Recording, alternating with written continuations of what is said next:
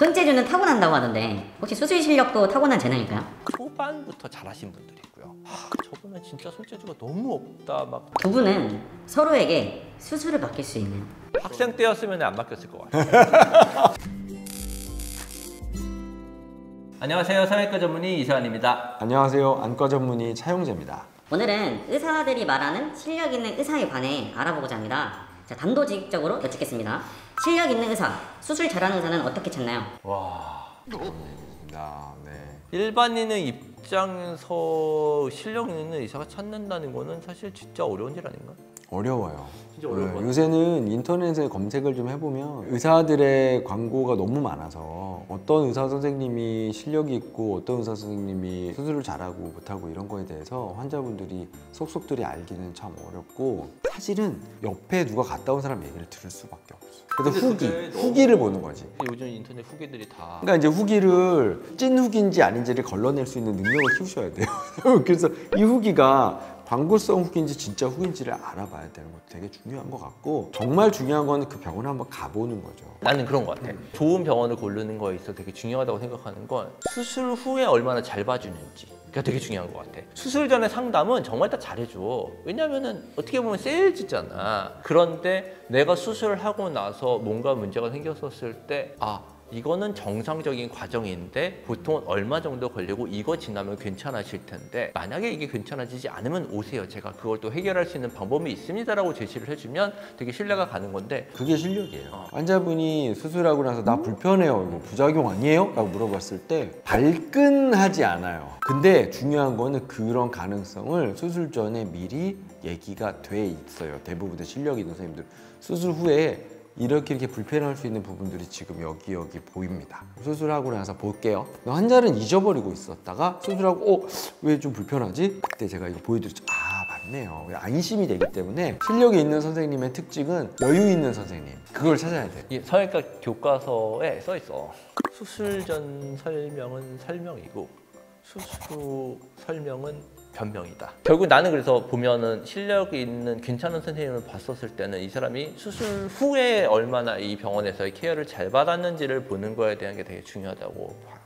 손재주는 타고난다고 하던데 혹시 수술 실력도 타고난 재능일까요? 수술 실력은 타고난 재능보다는 이건 노력이에요. 저는 제가 병원을 오랫동안 했었기 때문에 원장님을 되게 많이 데리고 있었어요. 초보 전문의 시절부터 이렇게 커나가는 과정들을 되게 봤는데, 초반부터 잘하신 분들이 있고요. 초반에 진짜 저분은 진짜 손재주가 너무 없다, 막 어떡하지? 라고 생각하시는 분들이 있었는데, 그분들도 저희끼리 농담처럼 하는 케이스가 깡패라고, 케이스 500개, 1000개 하면요 전혀 무리 없이 하세요. 이게 수술은 상당한 노력이지, 물론 재능이 있어서 그거를 남들이 한 100개 정도 해야 되는 건 한 20, 30개 정도 해서 능숙하게 하시는 분들은 있기는 해요. 그런데 이거는 본인이 꾸준하게 여러 케이스를 계속 노력했었던 사람들은 나중에는 결과들이 괜찮은 것 같아요. 이건 저는 절대 타고난 재능만은 아닌 것 같아요. 이건 분명히 노력이라고 생각해요. 수술은. 결국에 손재주가 의미가 있는 거는 우리가 의사들끼리 러닝 커브라고 말해요. 어떤 수술을 시작해서 막 버벅대고 무서워하다가 어느 정도 수술이 어느 수준에 올라갈 때까지의 시간과 노력. 결국에 수술이라고 하는 수술 실력은 수술을 잘하고 못하고가 아니라 당연히 잘해야 되는 건데, 어떤 문제가 생겼을 때 그걸 해결하는 거예요. 수술 중에 이렇게 백내장 수술 예를 들면,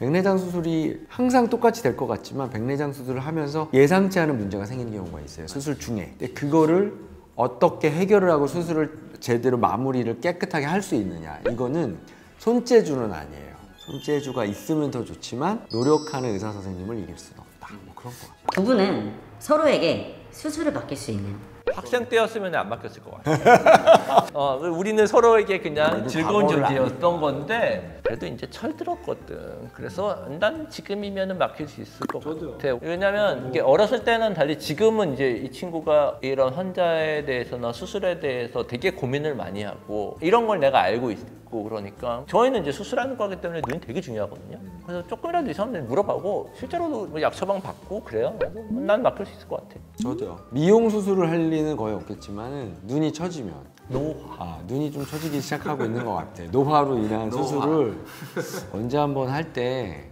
제대로 해갖고 제2의 인생을 찾아야지. 좋은 의사가 가져야 할 덕목은 어떤 게 있을까요? 나는 성실.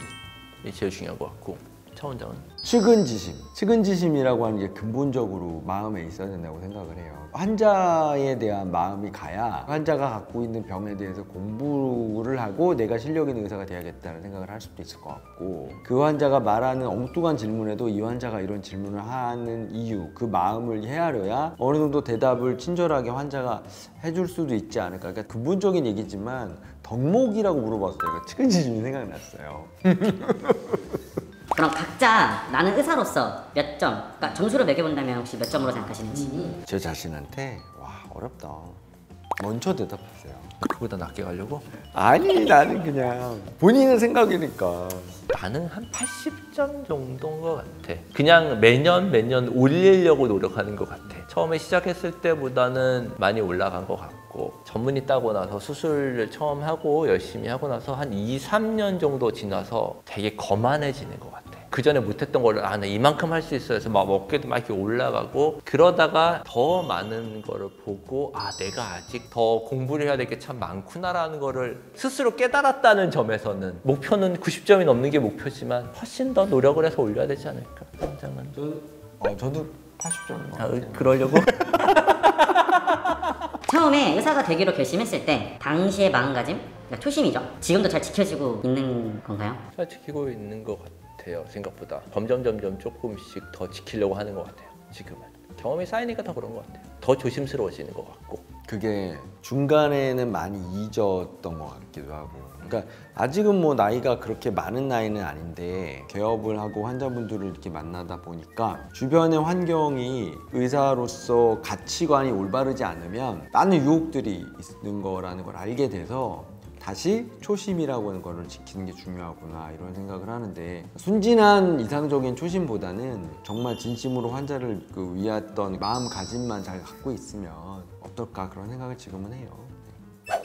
자, 지금도 훌륭하시지만 그래도 앞으로 더 좋은 의사가 되어야겠다 다짐할 수 있었던 시간이었던 것 같은데 오늘 시간 어떠셨나요? 그냥 쉴 틈 없이 한 10몇 년 달려왔는데 어떻게 생각을 하다 보니까 이게 처음 의사가 됐을 때도 생각을 해봤던 것 같고, 그 다음에 지금 내 모습은 어떤가라고든 생각을 해보는 참 유익한 시간이었던 것 같아요. 이런 질문 되게 진부한 질문이거든요. 의사가 되기로 했을 때 초심을 잘 지켜지고 있나요? 근데 그 유치한 질문을 정기적으로 생각을 해야 되는 거 같은 중요한 질문인 것 같은데 오늘 그런 질문을 해주셔서 감사하게 생각합니다.